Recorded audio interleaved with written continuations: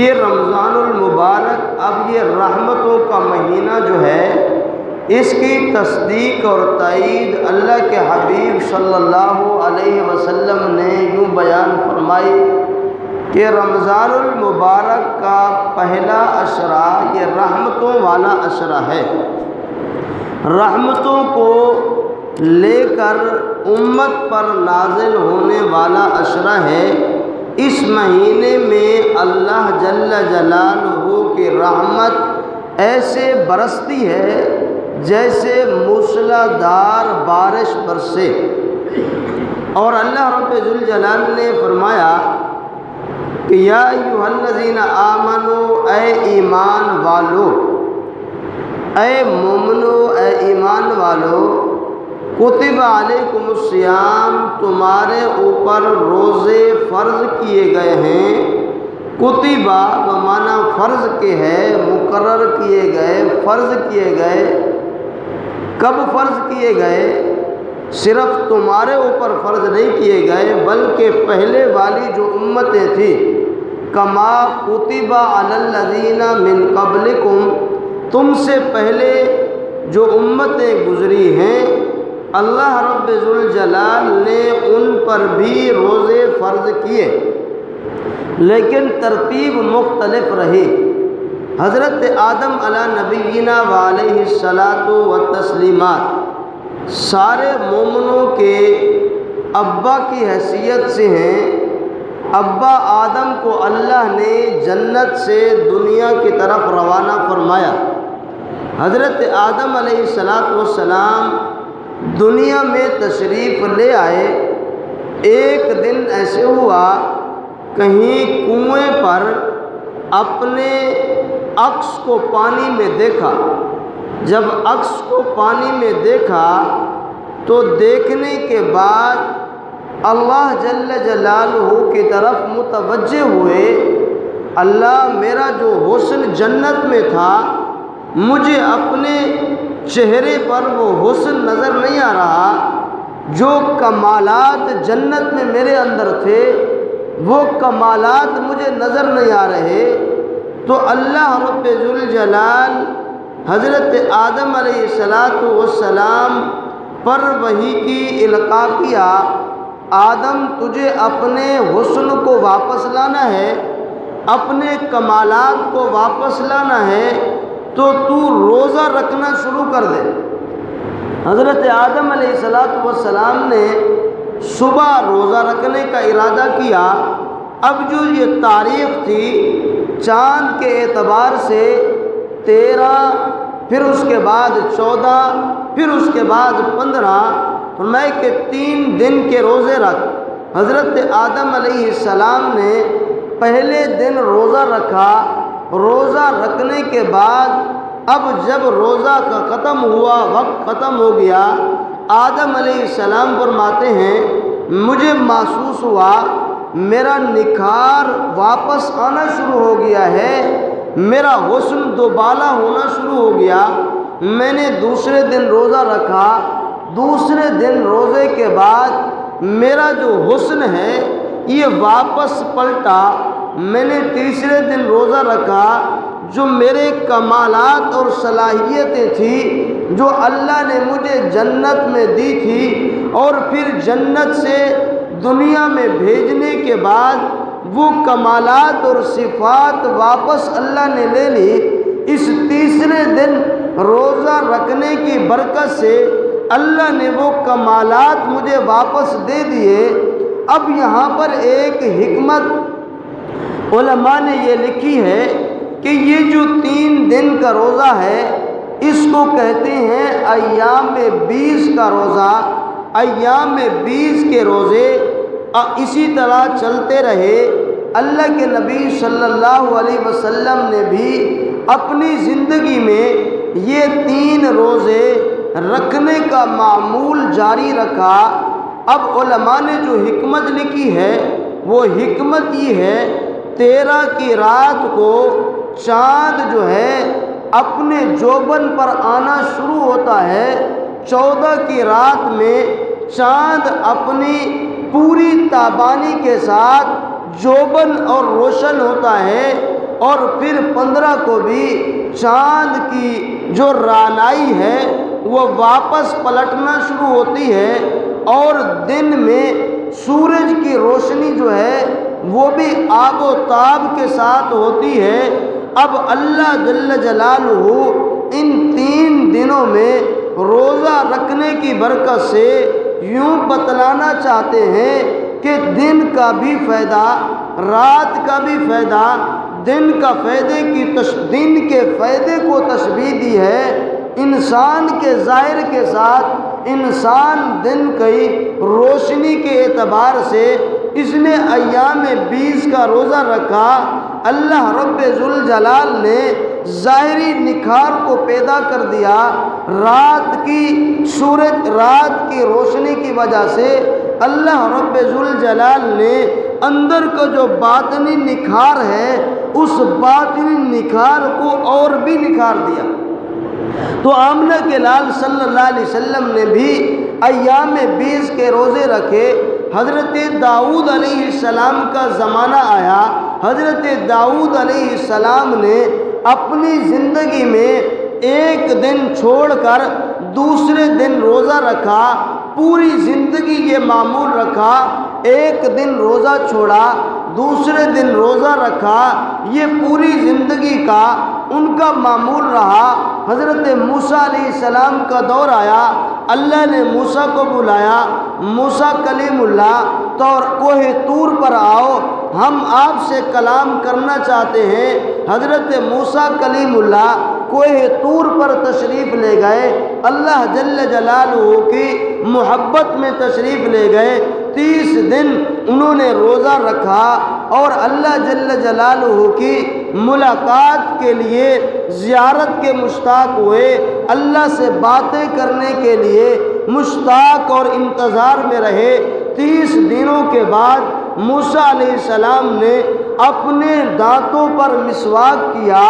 اب مسواک کرنے پر اللہ جل جلالہ نے فرمایا، موسیٰ تو نے روزہ رکھا، روزے سے جو بندے کے معدے سے جو ہوا پیدا ہوتی ہے اللہ کے ہاں یہ مشک و عنبر سے قیمتی ہے، تو نے روزہ رکھنے کے بعد اس مسواک کو کیا، یہ مشک و عنبر والی خوشبو تو نے باقی نہ رکھی، میں تو ملاقات کرنا چاہتا تھا مشک و عنبر کی خوشبو کے ساتھ، لہٰذا 10 دن اور اعتکاف بھی کر، 10 دن روزہ بھی رکھ۔ موسیٰ علیہ السلام نے تورات کے کوہ طور پر 40 دن کا اعتکاف بھی کیا، 40 دن چلہ بھی کاٹا اور 40 دن روزہ بھی رکھا۔ تو اللہ نے موسیٰ علیہ السلام کی قوم کے لیے 40 دن کے روزوں کو مقرر اور فرض کر دیا۔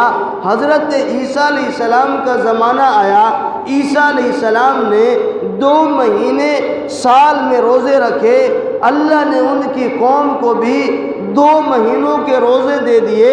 حضرت محمد الرسول اللہ صلی اللہ علیہ وسلم مکہ مکرمہ سے ہجرت کر کے مدینہ منورہ تشریف لے آئے، دوسری ہجری میں احکامات نازل ہونا شروع ہوئے، نماز کا حکم بھی نازل ہوا، اسی طرح رمضان المبارک کا روزوں کا حکم بھی نازل ہوا، اس سے پہلے جمعے کے احکامات بھی نازل ہوئے، اسی طرح اب روزوں کے بعد عید الفطر، عید الاضحیٰ، قربانی کے احکامات بھی نازل ہوئے۔ اب حضور پاک صلی اللہ علیہ وسلم پر یہ جب آیت اتری، یا ایھا الذین آمنو، اے ایمان والو، کتب علیکم الصیام، اللہ نے تمہارے اوپر روزوں کو فرض کر دیا ہے، کما کتب علی الذین من قبلکم، جیسا کہ تم سے پہلے والی قوموں پر اللہ نے روزوں کو فرض قرار دیا تھا۔ ان روزوں کی فرضیت سے پہلے جو رمضان کے روزے ہیں، اللہ کے حبیب صلی اللہ علیہ وسلم ایام 20 کے روزے بھی رکھتے، حضور صلی اللہ علیہ وسلم محرم کے روزے بھی رکھتے۔ آپ صلی اللہ علیہ وسلم نے اعلان فرمایا، لوگوں محرم کے روزے استحبابی ہیں، اب تمہیں اختیار ہے محرم کے روزے رکھو گے تمہیں ثواب ملے گا، اگر چھوڑ دو گے گناہ نہیں ملے گا۔ ایام بیس کے روزے اللہ کے نبی صلی اللہ علیہ وسلم نے اپنی پوری زندگی جاری اور ساری رکھے۔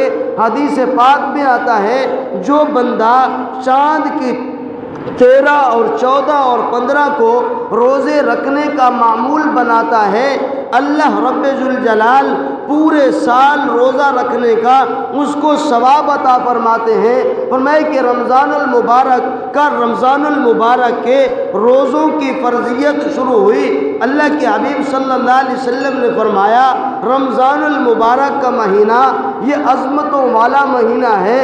اللہ نے اس امت پر انعام نازل فرمایا۔ اس امت کو اللہ نے جو نبی دیا ہے وہ نبی بھی آخری نبی ہے، سارے نبیوں کا سردار ہے۔ جو اللہ نے اس امت کو کتاب دی ہے وہ کتاب بھی ساری کتابوں سے اعلیٰ اور برتر ہے، اور اللہ رب ذوالجلال نے اس امت کو جو رمضان کا مہینہ دیا ہے سارے مہینوں سے افضل اور اعلیٰ مہینہ ہے۔ پھر اس رمضان میں ایک رات ایسی ہے جس کو لیلۃ القدر کہا جاتا ہے۔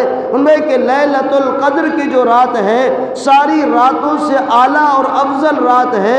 گویا کہ نبی بھی اس امت کو ملے، اعلیٰ اور افضل اللہ نے نبی دیا، اس امت کو کتاب ملی، اعلیٰ اور افضل کتاب ملی۔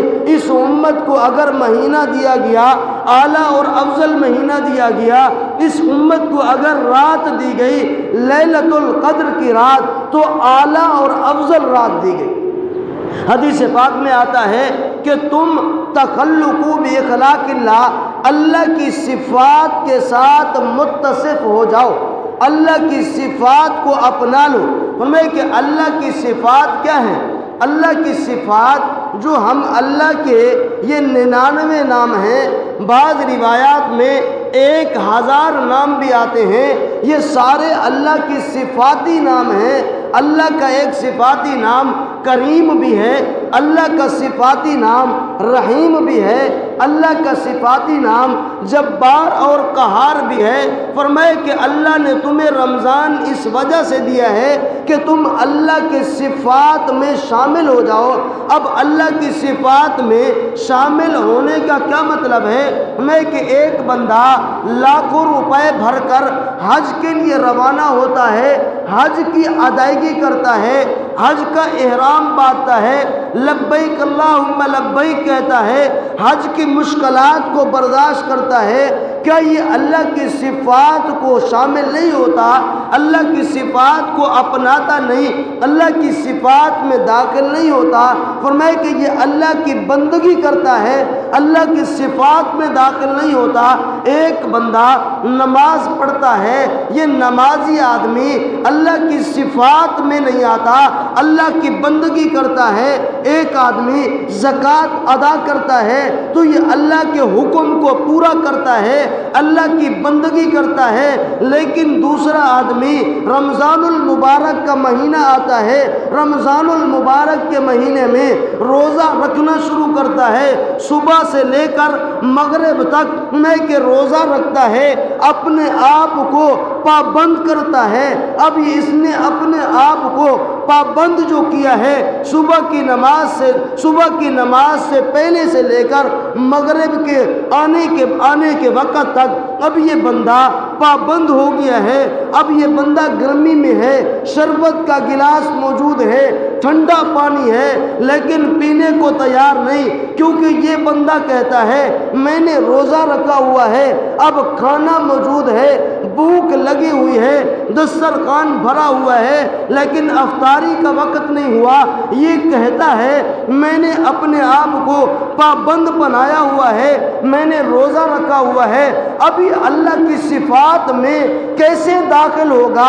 اب اللہ کی صفات اس بندے میں کیسے منتقل ہوں گی؟ میں کہ اللہ کی ذات جو ہے یہ کھانے سے پاک ہے، اللہ کی ذات جو ہے یہ پینے سے پاک ہے، اللہ کی جو صفات ہیں، اللہ کی صفت کریمی بھی ہے، اللہ ساری دنیا پر کرم کا معاملہ فرمانے والے ہیں، اللہ جل جلالہ رحیم بھی اتنا ہے کہ ساری دنیا کے سارے انسانوں پر، ساری مخلوقات پر اللہ رحم فرمانے والے بھی ہیں۔ اب جب یہ بندہ صبح سے لے کر شام تک پیاسا رہا، اب یہ پیاسا رہنا، پانی نہ پینا، یہ اللہ کی صفت ہے، یعنی اللہ پانی پینے سے پاک ہے۔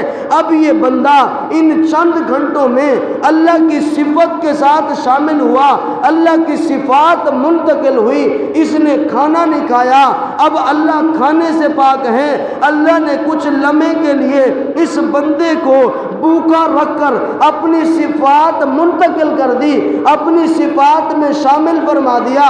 اب یہ بندہ اب کرم کا معاملہ کرتا ہے، مہربانی کا معاملہ کرتا ہے، اللہ کی کریمی والی صفت اس بندے میں داخل ہو جاتی ہے۔ یہ بندہ مہربانی والا معاملہ کرتا ہے، دوسرے پر مہربان ہوتا ہے، اللہ کی مخلوق پر مہربان ہوتا ہے۔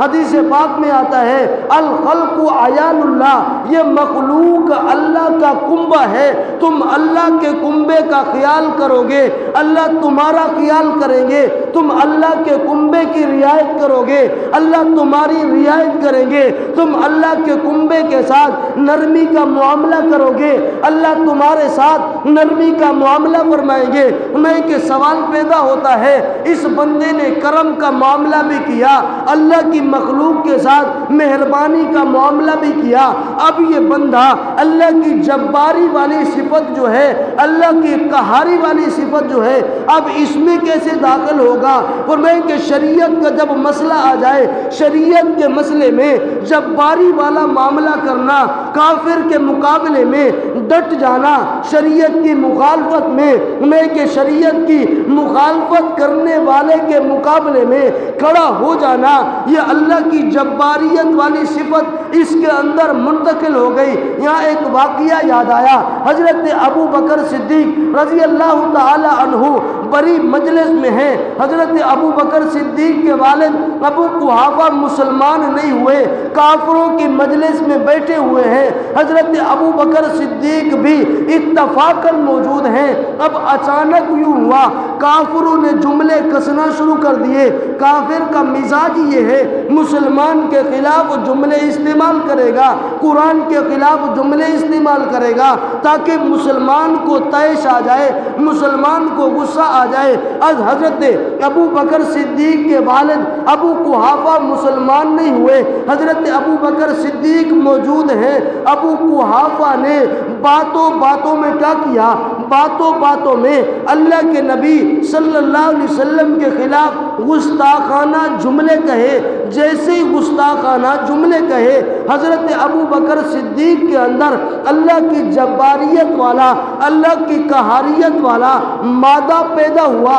حضرت ابو بکر صدیق نے یوں نہیں دیکھا یہ میرا ابا ہے، میں اس کو کچھ نہ کہوں، ایمانی کیفیت تھی اس کی بڑھوتری ہوئی۔ حضرت ابو بکر صدیق نے تھپڑ اپنے ابا کو مارا۔ اب یہ شکایت حضور کے پاس آ گئی۔ حضور صلی اللہ علیہ وسلم نے حضرت ابو بکر صدیق کو بلایا، انہیں کہ ابو بکر یہ شکایت آئی ہے، تو نے اپنے ابا کو تھپڑ مارا ہے۔ حضرت ابو بکر صدیق رضی اللہ تعالی عنہ نے برجستہ جواب دیا، میں کہ یا رسول اللہ بات ٹھیک ہے، میں نے واقعی اپنے ابا کو تھپڑ مارا ہے۔ حضور نے فرمایا ابو بکر تجھے پتہ نہیں ہے ابے کا کتنا ادب ہے؟ حضرت ابو بکر صدیق رضی اللہ تعالی عنہ نے جواب دیا، میں کہ یا رسول اللہ بات اصل میں یوں ہے، کافروں کی مجلس لگی ہوئی تھی، کافر ایمان والوں پر اور بالخصوص آپ پر جملے کس رہے تھے، میرے ابا نے بھی آپ کے خلاف گستاخی والے کلمات کہے تو مجھ سے برداشت نہ ہوا۔ میں نے یہ نہیں دیکھا کہ یہ میرا ابا ہے، میں نے آپ کی گستاخی کو برداشت نہیں کیا، میں نے اپنے ابا کو تھپڑ رسید کیا ہے۔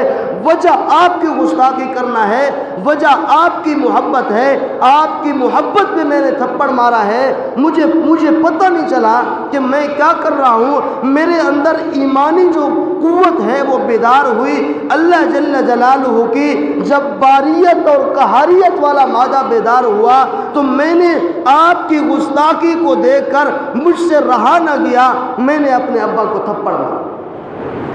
کہ اللہ رب ذوالجلال اس رمضان کے روزوں کی برکت سے اس بندے کو چند لمحوں کے لیے اپنی صفات عطا فرماتے ہیں، بندہ صفات میں داخل ہو جاتا ہے۔ اور حدیث پاک میں آتا ہے من صام رمضان، جو بندہ اللہ جل جلالہ کی رضا کے لیے رمضان کا روزہ رکھتا ہے، پھر رات کا قیام کرتا ہے، غفر لہ ما تقدم من ذنبی، اللہ اس کے پہلے والے سارے گناہوں کو معاف فرما دیتے ہیں۔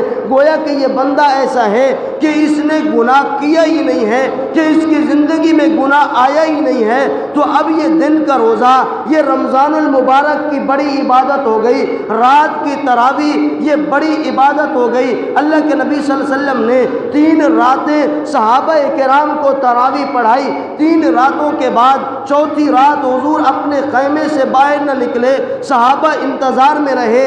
اب صحابہ چاہ رہے تھے اللہ کے نبی آئے اور آ کر ہمیں تراویح پڑھائے، حضور باہر نہیں آئے۔ صبح کی نماز کے بعد آقا نامدار نے میں کہ درس دیا، لوگوں کی طرف، صحابہ کی طرف متوجہ ہوئے، من لگے صحابہ مجھے پتہ ہے تم رات بھر انتظار میں رہے کہ محمد عربی آئیں گے، ہمیں تراویح پڑھائیں گے، لیکن میں اس ڈر کی وجہ سے نہ آیا کہ اگر میں ان کو تراویح پڑھا دوں کہ اللہ کی وحی تراویح کی فرضیت پر نازل نہ ہو جائے، میری امت پر مشقت نہ نازل ہو جائے، میری امت پر یہ بوجھ نہ آ جائے، میں اس فرضیت کے ڈر کی وجہ سے چوتھے دن باہر نہ آیا۔ حضرت ابو بکر صدیق کا زمانہ گزرا، حضرت عمر کا زمانہ، اب یہ پہلا سال ہے، حضرت عمر رضی اللہ تعالیٰ عنہ مسجد نبوی میں تشریف لائے، رمضان المبارک کی پہلی رات۔ حضرت عمر نے کیا دیکھا، مختلف صحابہ مختلف ٹولیوں میں بٹ بٹ کر قرآن مجید پڑھ رہے، اب تراویح پڑھائی جا رہی۔ حضرت عمر نے دیکھا لوگ کچھ وہاں کھڑے، کچھ یہاں کھڑے، کچھ وہاں پر ہیں، مختلف جماعتیں ہو رہی۔ حضرت عمر رضی اللہ تعالی عنہ اب یہ دیکھتے رہے۔ جب دوسرا سال آیا، حضرت عمر رضی اللہ تعالی عنہ نے میں کہ اعلان کیا کہ لوگوں 4 کام میں کرنے لگا ہوں۔ ایک کام یہ ہے، رمضان المبارک کا مہینہ آ رہا، اس رمضان المبارک کے مہینے کی ان راتوں میں تراویح کا اہتمام بھی ہوگا اور جماعت کے ساتھ بھی ہوگا، اور سارے ایک جگہ مل کر بھی پڑھیں گے، اور ایک امام تراویح میں پورا قرآن بھی سنائے گا، اور پورا مہینہ تراویح بھی پڑھی جائے گی۔ تو حضرت عمر رضی اللہ تعالی عنہ نے دوسرے سال میں جب اعلان کیا، حضرت ابی بن کعب اور حضرت تمیم داری رضی اللہ تعالی عنہ کو حکم دیا، فرض نماز پڑھانے کے بعد فرض حضرت عمر نے خود پڑھائے، حضرت تمیم داری رضی اللہ عنہ نے 10 رکعت تراویح پڑھائی، حضرت ابی بن کعب جو قاری قرآن تھے انہوں نے 10 رکعت تراویح اور پڑھائی، 20 رکعت تراویح مکمل ہوئی۔ حضرت عمر نے 20 رکعت تراویح کے بعد 3 وتر پڑھائے، 3 وتر مکمل ہوئے، یہ سلسلہ جاری ہو گیا۔ اب حضرت علی کرم اللہ وجہہ ایک مرتبہ مسجد نبوی میں تشریف لائے، حضرت عمر کا انتقال ہو چکا تھا، مسجد رمضان کی رات میں کھچا کھچ بھری ہوئی تھی، تراویح ہو رہی تھی، قرآن سنایا جا رہا تھا۔ حضرت علی کرم اللہ وجہہ نے جملے ارشاد فرمائے کہ اللہ عمر کی قبر کو نور سے بھر دے۔ عمر نے اللہ کے نبی کی مسجد کو رمضان المبارک کی رات میں قرآن کی تلاوت کے ساتھ سارے صحابہ کو جمع کر کے منور کر دیا ہے، اللہ عمر کی قبر کو نور سے بھر دے۔ اور اسی وقت سے یہ سلسلہ چلا، آج تک مسجد نبوی کے مصلی پر، آج تک مکہ مکرمہ میں بیت اللہ کے سامنے اسی طرح تراویح پڑھائی جا رہی، فرضوں کے بعد 20 رکعت تراویح، پھر اس کے بعد 3 رکعت وتر، اور یہ سلسلہ آج تک چلا آ رہا ہے۔ تو اللہ نے 2 عبادتیں دی، دن کا روزہ، رات کی تراویح۔ اللہ آنے والے مہمان کے قدردانی کی اللہ ہمیں توفیق نصیب فرمائے، دل سے خوشی کا بھی اظہار ہو، اللہ ہمیں اس مہمان تک پہنچنے کی توفیق بھی نصیب فرما، اور اس کا پہلے سے استقبال کرنے کی بھی توفیق نصیب فرما۔ سبحان ربک رب العزت عما یصفون وسلام علی المرسلین والحمد للہ رب العالمین۔